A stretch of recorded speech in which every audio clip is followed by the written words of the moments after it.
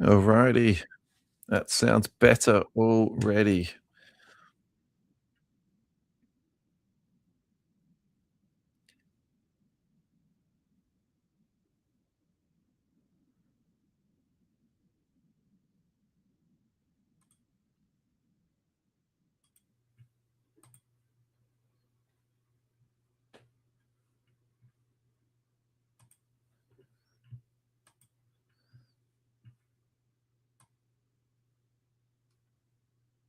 Welcome, everybody, to this week's show. I am your host, Russell Gibson, and this is the midweek edition of the You Can't Comp This NBA Trading Card Podcast. Before I say a single word further, I need everybody to do me a massive favor. Please go to Facebook and follow our page. You Can't Comp This. We need 50 more followers so we can broadcast live to this each and every week. We'll be doing a giveaway of some sort too, but if you could do it for us in the meantime, that would absolutely mean the world to us. For this week's show, we're going to talk about Cooper Flagg, Josh Giddey, some Wemby gold kabooms. We're going to talk about Chef Curry. And then after that, we'll see how we're doing to time. We're going to try and keep this to 15 minutes to 20 minutes or so. It's not going to be like our hour-long episode. If you have any cards that you would like us to talk about on this midweek show, please send them through in the comments, and I will absolutely break them down for you in these. If not on the podcast, it will make it to the midweek show where literally we're just going to sit around and we're going to talk about cards, and more cards. So let's get started with this Cooper Flagg. This Cooper Flagg is the 2025 Topps Chrome Fanatical Red Refractor PSA 10. This is numbered to just 5. This sold for $25,500. For me, I don't actually mind this at all. I like the design of it. It's very simplistic. Obviously, here we're getting some very serious PMG vibes going on here, and I'm sure that was absolutely done deliberately. My only thing about this is how many Cooper Flagg cards are out there. So what I mean by that is he's been the absolute poster child for Topps and Fnatic, and rightly so. He's an absolutely gun rookie. I think he deserves all the accolades that he is getting. However, I think from the hobbyist point of view of like how much is he being flooded into the market to prop up the current hobby and sell all those boxes and have him on the front of every single box? I think that is something worth considering. And so, would I be selling this? Would I be buying it? Would I be holding it?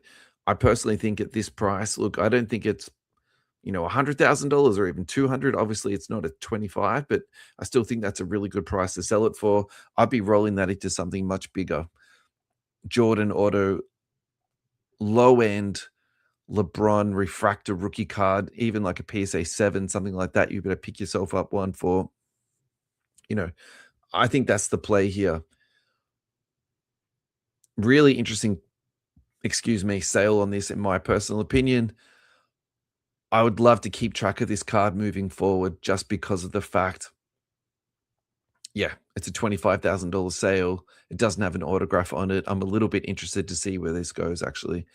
It could be one of those funny ones where it, absolutely goes to the moon and I'm completely wrong about it, but I'd like to see.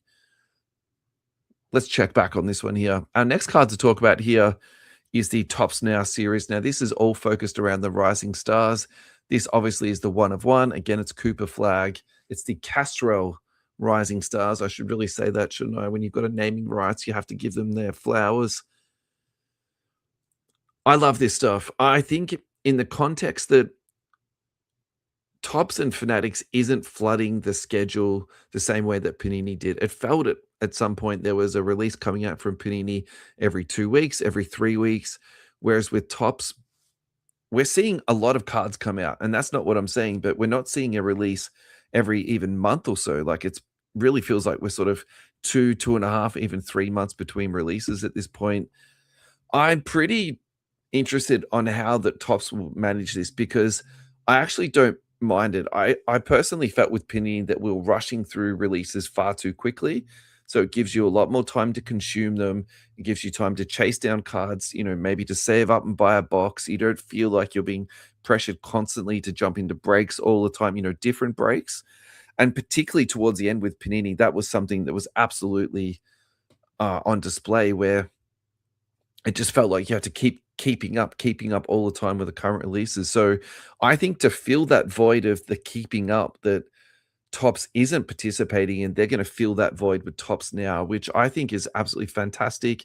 I think it's a pop culture reference. It's something that's currently topical. It's obviously you can keep changing the topic, even depending if someone does like an amazing dunk in the game, you can make that into a Tops Now card. I think that's really cool. I also think with people's attention spans at the moment, that's a fantastic way to keep people engaged with the hobby and also the world that I live in too, where I'm a basketball fan that also likes collectibles. This is completely in my wheelhouse. Could I see myself just buying Tops Now cards instead of jumping into hobby boxes? I probably wouldn't go that far, but I can absolutely see myself enjoying these type of releases, in a pretty big way. I think we have to also quickly discuss here the Cactus Jack. We spoke about that 2 episodes ago, so I've done a full breakdown on that. If you want to hear more about Cactus Jack, absolutely go back in and have a listen to that. That's on the main podcast feed. You know, it's fine. I think all this type of short printed, hard to get, very limited print runs. This is all really good from Tops and Fanatics here. This is a listen to questions. A card paints 1,000 words on Instagram. Go and give him a follow. Got to support our listeners here. He has posted up a Josh Giddey rookie card from 21-22, the blue fast break, PSA 9, numbered to 150. The catch on this card, though, it is 3 out of 150. Beautiful color match here. Now, where I'm going to go with this is that sometimes it's okay to buy a PSA 9, and this is the perfect example of when it's okay to buy one. Obviously, the population on this is low. We've got the jersey match here, and we've also got the color match here too. So there's a lot going on for this card in an absolutely hugely positive way. Also, to remember when you're buying into cards, think about also the population on it. So, for example, do I care if I was purchasing this card? Do I care that it's PSA 7? If I'm looking at this card and there's no obvious visual flaws on it, that's really standing out, absolutely, I just don't care. The card is numbered to 5. It's a flawless card. It's beautifully presented here. It's totally fine. I think sometimes we get caught up in this PSA 10 sickness, frankly, where PSA 9 cards are being sold for the same card price as Raw. This makes no sense at all. So, yeah, this is absolutely a banger. I think the other question that was asked too was, should you be worried around the Chicago Bulls roster and what's been going on with their pickups? Absolutely not. There is absolutely nothing to worry about here. The centerpiece of this roster is Josh Giddey and obviously Bezalis. I think that the people who you should be worried about if you've been punting on them is Dillingham. Dillingham is the big one for me because he came out of college and he was really young, and there was a lot of potential being slated to this guy. I also thought, to me personally, the Wolves was a fantastic landing spot for him because he had the chance to slow develop. He wasn't going to be pushed into that starting spot straight away, being behind Mike Conley. And it's really curious for me that the Wolves gave up on him so quickly. I actually thought they gave up on him to move some cap space around so they could bring in a bigger deal, which didn't eventuate. So, that's a really hefty price. If in fact that is true, that's, complete speculation on my end. The other one to look out for here is Jaden Ivey, elite level athlete. Picked him up for literally for nothing, just for Kevin Huerta. I personally think this is the type of player that you take a risk on. Elite athlete, a little bit undersized, but at the same time too, when you're putting him into an ecosystem with Josh Giddey, Bezalis, he can play off those guys and be playing into the air, basically, like creating more space on the court. I love this so much for the Bulls. I think this is fantastic. Bringing this all the way back to Josh Giddey, though, there is absolutely nothing to be worried about here. I think you just enjoy the ride on this one and just see what happens with the Bulls, because I think they're gonna be an exciting team in the next couple of years. They're taking massive risks, obviously.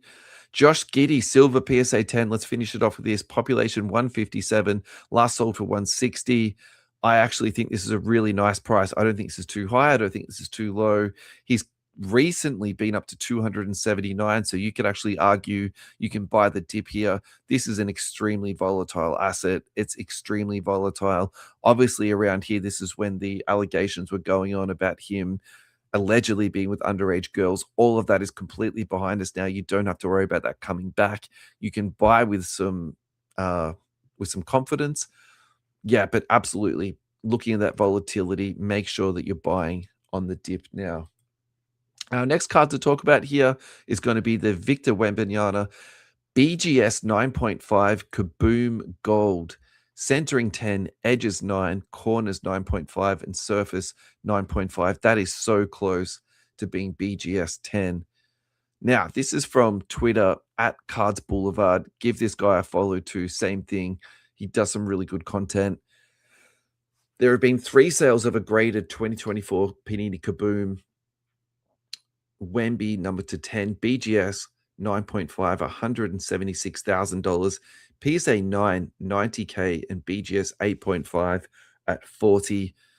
And look, I will actually roll into this what I was just saying about the Giddy card. Some days it's totally fine to purchase a card that is BGS 8.5, that's PSA 9. And this is actually something that I love about the hobby. If your budget is $40,000, let's dial this down a little bit to I'll round it down to smaller numbers to $40. Go pick yourself up a BGS 8.5. If your budget is 90K or $90, go and get yourself a PSA 9. If your budget is $200, go and get yourself a BGS 9.5. I love this a lot. Me personally, I actually think the one I like the most is the PSA 9 at 90K. I think that's a really good buy. Even I would actually say the BGS 8.5 at $40,000 being the number to 10. That's fantastic. Me personally, I'd like to go for the PSA 9 guarantee. And I think that's definitely the way to go. We have got our first comment here. Hello at Packard Geek. Thank you so much for the comment. You are stashing all your Wemby cards, and I think that's a fantastic play too, man. There is absolutely nothing wrong with that. My only thing around Wemby, though, man, is how injury prone is this guy going to be, and how long is he going to be staying in the game? If he's healthy, he's going to be a fantastic NBA player. I saw a little bit today of the All-Star game, and I love his attitude. He just competed so hard. There's a lot to love about this kid. Absolutely, for sure, man. So if you're stashing, uh, congrats, man. That's super cool. Another card that went up for sale recently, and it was sold on the Golden's auctions platform. It was the 23-24 gold Decker card of Wemby. 7 out of 10 on this one. PSA 9. Final sale price 37,155. So very, very close here to the BGS 8.5 in terms of pricing. If we're comping these two cards directly, I would probably rather the BGS 8.5 of the Kaboom versus the Decker, just for the fact it's the Kaboom. I think the artwork on that is fantastic. Look, these Decker cards are fantastic, but obviously they're the throwback to the 2012 Prism set. I think that you shouldn't let your emotion get in the way on that one. So what I mean is you should be spending the big dollars on the 2012 set and not reinvesting huge dollars into the Decker set when essentially this is a reprint set. Obviously, the golds for Panini do very, very well long term. So I think, this is not a terrible purchase, but at the same time, too, for me, this is very risky. I think we've just cited, two different cards you could absolutely purchase with a lot more confidence. That's the last card we're going to talk about for Wemby because we're going to move on to Chef Curry. And this is from the Market Movers app. And so one of the most popular manga designs in a PSA 10 dipped to $19,000 over Christmas. Is this the new normal or just an outlier sale? This is something that we should absolutely be looking out for because when these cards were coming out of Prism Black, which was probably the hottest product that we've had in the hobby for a number of years, I think that the inserts that came out of it, You got a whole bunch of autographs out of it too. So in terms of breaking it, it broke really, really well.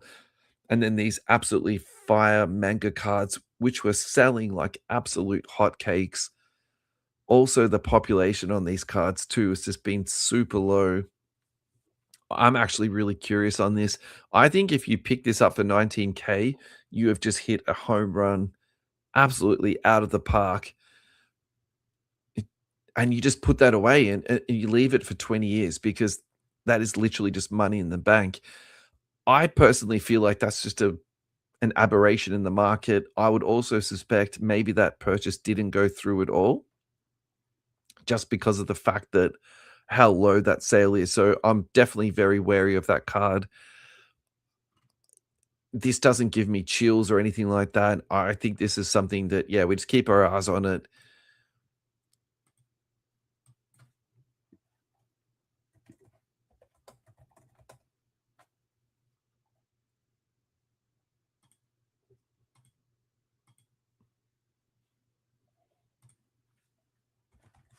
and just see where it goes in a couple of years. All right. So already since that time, since that sale's gone on, we've got multiple other. So I'm actually going to go with this being a almost a fugazi, a fake sale. I think that's the best way to describe this one here. It didn't even make it into the card letter.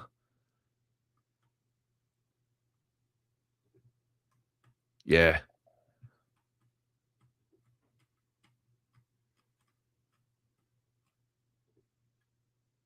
There's a $21,000 sale there for a PSA 9.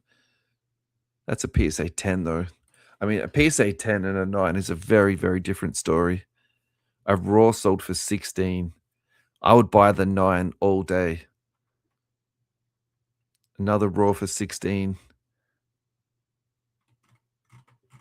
Yeah, so these are pretty consistently trading in that sort of $48,000 mark. Still a fun one to talk about. Alrighty, let's really quickly round out here with Steph Curry, and we'll do one more card, and then we'll cut this one off for today. Superstar Steph Curry is signing a 10-year, $890 million deal with Nike. I think this is really important from a hobby perspective because this will keep him in the spotlight after his retirement days. He absolutely deserves a bag. I think all that stuff that happened with Under Armour, I've got no problems with it all. Steph getting paid this much, absolutely at all. Let's actually finish off here with a very, very, very deep cut. Usman Deng, I love this kid. I think he's absolutely fantastic. I think he was a victim of circumstance. And what I mean by that is that he was on a Thunder team that was just so loaded with players. They just had to cut good players. So just recently, the Bucks have picked up Cam Thomas and also Usman Deng. I think these are the type of moves where if you're a heavy veteran team, or even if you're just a good team trying to compete, picking up young legs that can come and give you a bit of energy is absolutely essential.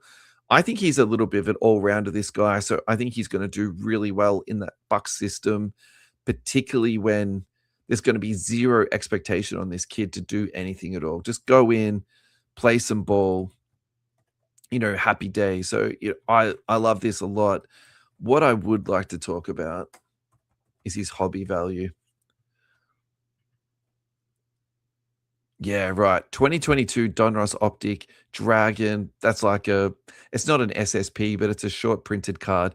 PSA 9 is selling for just $20. Autographs of this kid selling for $4.15. This is a very, very, very deep cut. A leaf, so obviously that's not associated.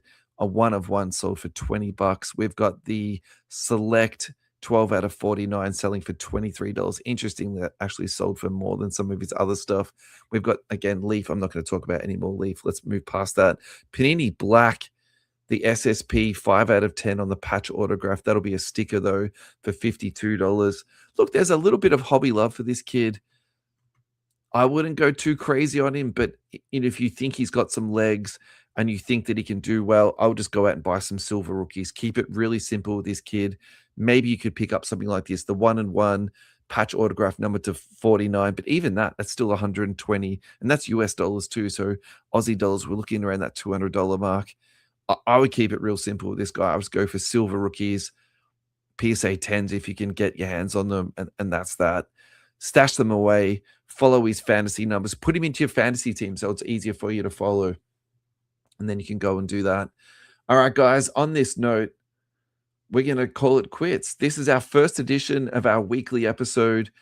Again, thank you so much, everyone, for tuning in. Please follow us on Facebook. I would really appreciate it if you could do that. Turn on that subscribe button on Facebook and also onto YouTube. And we'll catch you guys on Sunday for next week's pod. Peace out, guys. Bye-bye.